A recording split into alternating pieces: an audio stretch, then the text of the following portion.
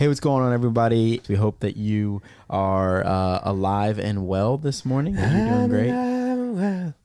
Is that a song? Yeah. Didn't know that.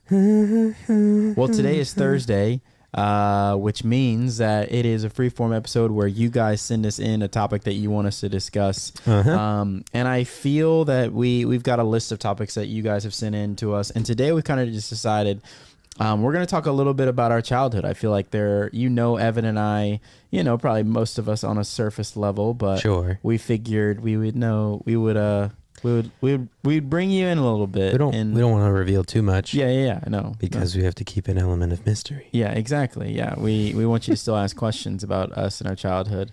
This past week, I was at youth group on Sunday night, actually, and I was watching a video of me in high school. And I was reminiscing. You were just watching a video of yourself? It was our cross country team's like our end of the year film, like an end of the year in review cross country. Okay. It wasn't just of me. Oh, that would be really conceited. Just reminiscing. Yeah, but it was in public watching videos of yourself. I kind of got a little emotional about it. It was that cross country was a very important part of my life. My question for you is, Evan, where are you from? Questions. Yeah, where are you from? I want you to say where you're from. I can't disclose where I'm from. It's too personal. You can disclose where you're from. It's too personal. It's not that personal. Evan, tell us where you're from. People know where I'm from. No, they don't. They say you say Texas, and then that's so large. It's central, in the right in the heart. Evan, I want you to tell us exactly where you're from because no one's gonna know where it is. Rockdale, Texas. Do you remember the zip? I was born in Austin. Remember the zip code? It is 76567. Okay. Isn't that weird? That is very. Isn't that a weird zip code? 76567. I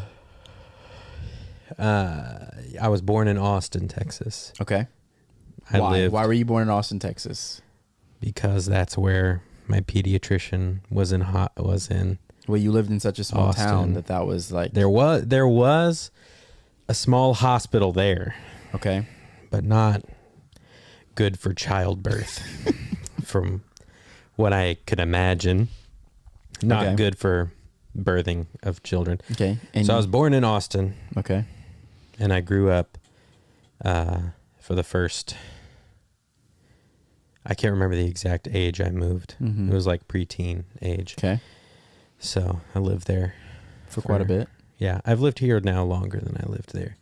I think I surpassed that a couple of years ago. And you have one sibling. One sibling. Yep. And can't disclose her name or location.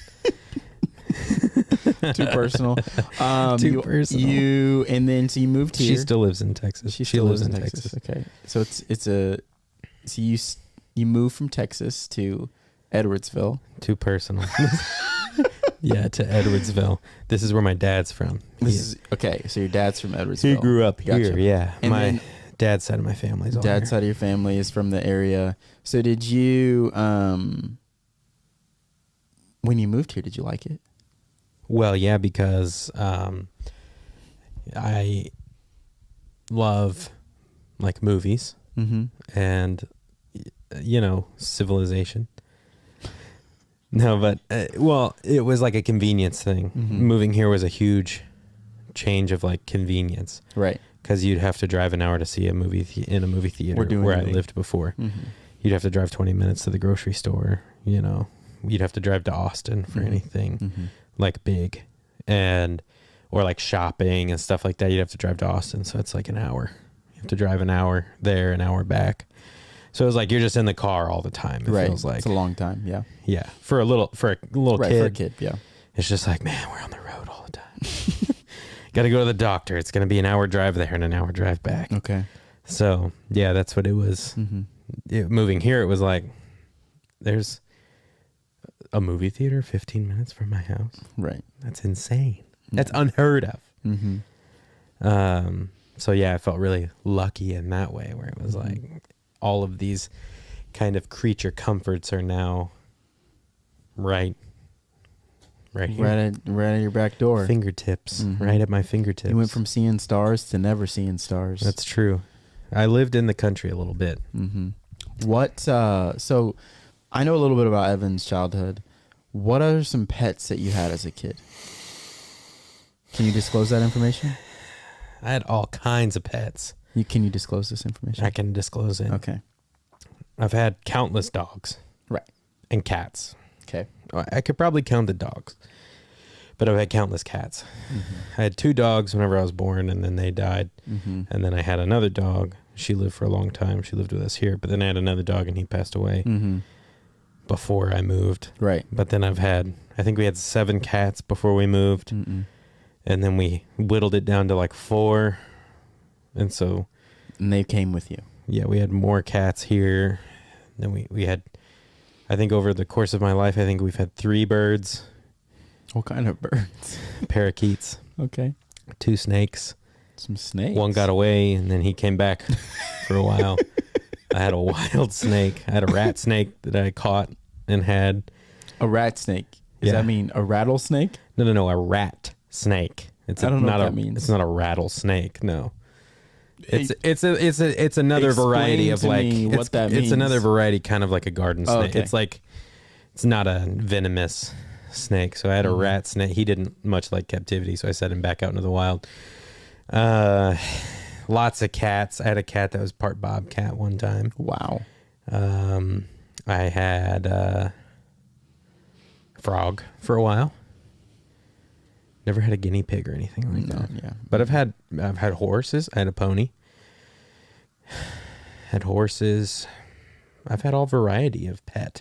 Okay. Wildlife, you know. So your childhood. I kind of had my I guess I kind of had my fill of pets. Yeah, because now you don't have any and pets. now I don't have pets. But I've had so many. Right. Yeah, like so many pets. And you know, and now my sister, she doesn't have any either. Yeah, where it's like you guys were all you're all it's like we had so many pets. My grandma had goats, cows. I've seen rattlesnakes trapped. Like I've seen trapped rattlesnakes. You know, that there's been all variety of wildlife, you know. That's just from the tippity top to the bippity what would you bottom. say your favorite part of childhood was? I had a lot of freedom. Okay. So like, even like after I moved here, I had a lot of freedom. So probably just like that ability to go outside and just go and explore. And yeah, it was a little bit of a Huck Finn kind of portions of it where it's like we could just, when we were at my grandma's ranch, we could just go out and do what you shoot things and, you know, hunt a little bit and, you know, be out there in the basically. So what you're telling us is that you've seen some things. I've seen many animals and I've seen many, I lived, you know, I had a little portion where I was around ranches and out in the country a little bit. So yeah, we saw animals and we lived that lifestyle for a while. Evan's upbringing is the complete opposite of mine. Yeah. Big time. The big time difference. And so you were homeschooled, but not at first, correct? No, not at first. I went to our public school and then I went to a private school. Like a Christian school that was private. And then after that, I was homeschooled. Until college. And then I went from high school being homeschooled to college. That's awesome. Yeah. That's so interesting. Well, that's a great story about your childhood. Yeah, you know, I may have revealed too much. I don't think you I don't want to get into too many details, you know. Got you. Yeah. It gets a little, we get trapped in the weeds there in the middle somewhere. We start talking about all this stuff. Yeah, I get that. For sure. I've told you some things. Yeah. I mean, some exciting things. You have some great stories. Yeah.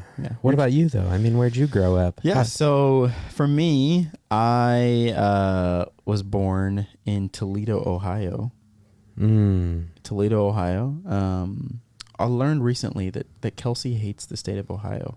Well, Kelsey is a member of our staff. That's a 1-for-1. Yeah, I know. Because I don't think you're a huge fan of the state of Oklahoma. Also true. But I'm not a huge fan of Joplin. I feel like it's just Oklahoma in disguise.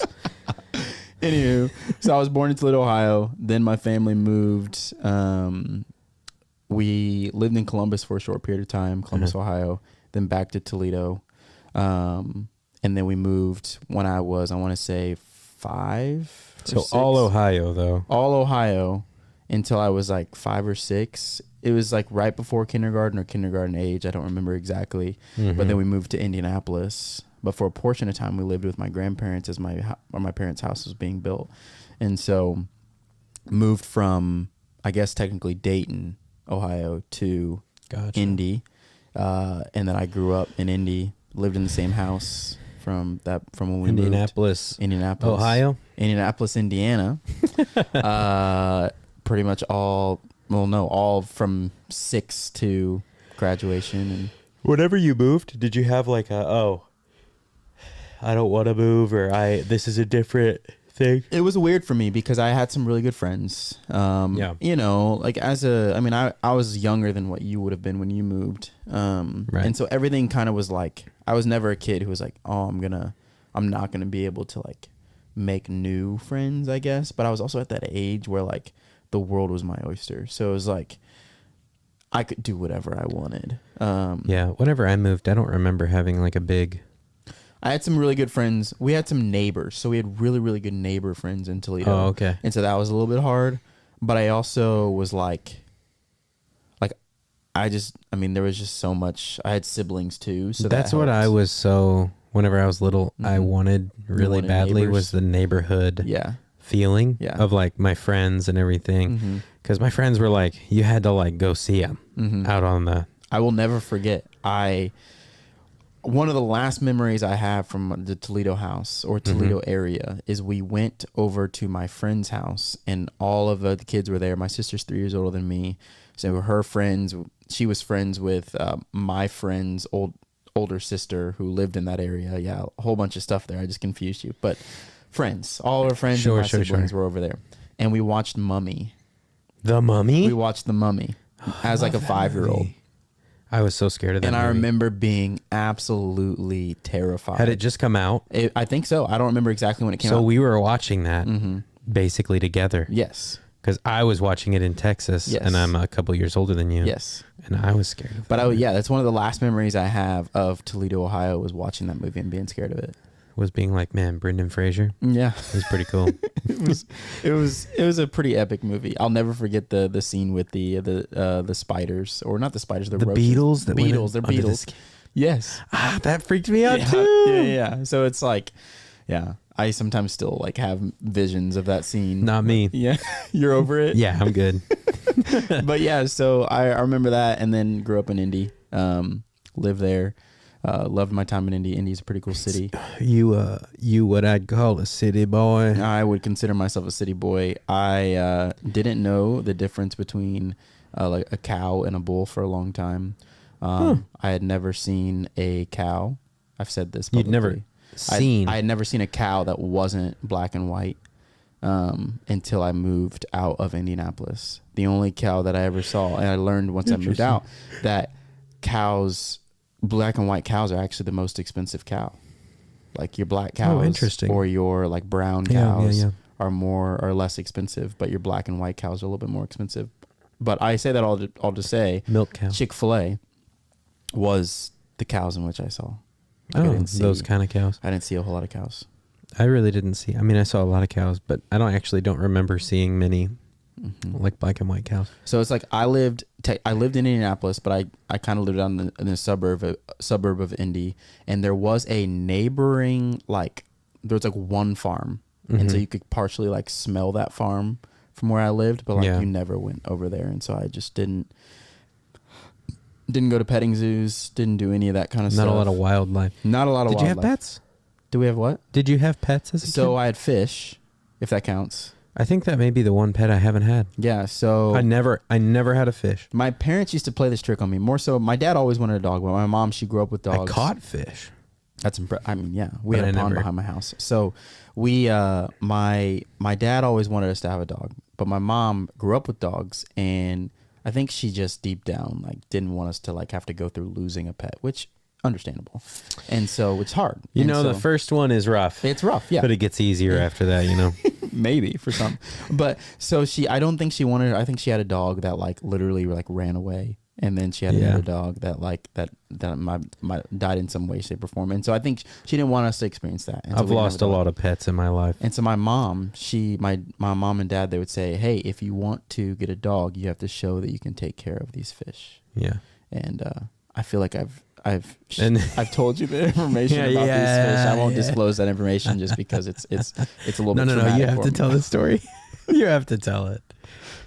Do I have to? Just do a quick version. Quick synopsis of what happened. So I had these fish. My family. Trey is probably thinking, little young Trey is probably thinking, all right, little guys. I'm going to take care of these fish. I'm going to take such good care of you. So that I can get another animal. So I can get a puppy. So I can get a dog. Okay? I'm going to take such good care. Well, and it's like my parents' fault, honestly, because now I have 3 dogs. So now it's like you got all pet out. I now have 3 dogs because I wanted them so bad. But so my family and I went on vacation. I had my neighbor, one of my neighbor friends, come and feed my fish while we were gone for a week, and we come back, late at night, and I obviously didn't feed them that evening, and I come home, I come downstairs in the morning to like see my fish and feed my fish, and my fish like jumped out of the tank, and I sound like I'm making this up. He tried to get away from you. But like my 2 fish, like I personally believe they didn't want me as their owner. They took their little fins and they went, "See you later, dude." Yeah. Bye. Hasta la vista. They're like, "Bye. We're out." Yeah. So all that to say, I never got a dog. They were like until I got out of high school. So yeah, but. My childhood was pretty uneventful. I think I had a older sister, a younger brother. Both of us, my younger brother is just under 3 years younger than me, and then my older sister is 3 years older than me. So good time. Leave in the comments if you want us to get into our traumatic experiences. Yeah, or don't. But yeah, so it's just childhood was a good time. I think. Yeah, I think one of my favorite things about growing up, though, is there are so many experiences that we both had as kids that like we remember. Mm-hmm. And there's moments in which like we as parents now that we wish that like we want our kids to be able to have these similar experiences. Sure. There's also moments where like we're like, man, I'm going to do everything I can for my kid not to have to experience these little things. He could probably do without that. Yeah. Right.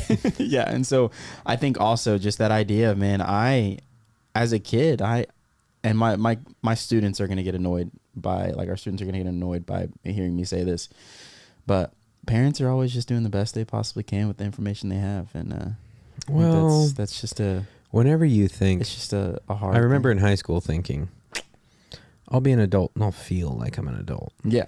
But for sure, the secret is that most adults are just like older children. They were just kids. They legit were just kids. Now they became adults all of a sudden. And most of the time they have better coping skills. And you're an adult. Mm-hmm. You are more mature. Mm-hmm. Like there are things about it.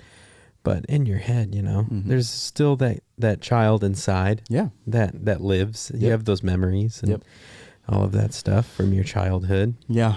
But yeah, I don't know. I feel like we both had like pretty normal childhoods. Mm-hmm. I would agree. Yeah. Question for you. This is, and we can kind of just end here before we, move on to our Orca fact.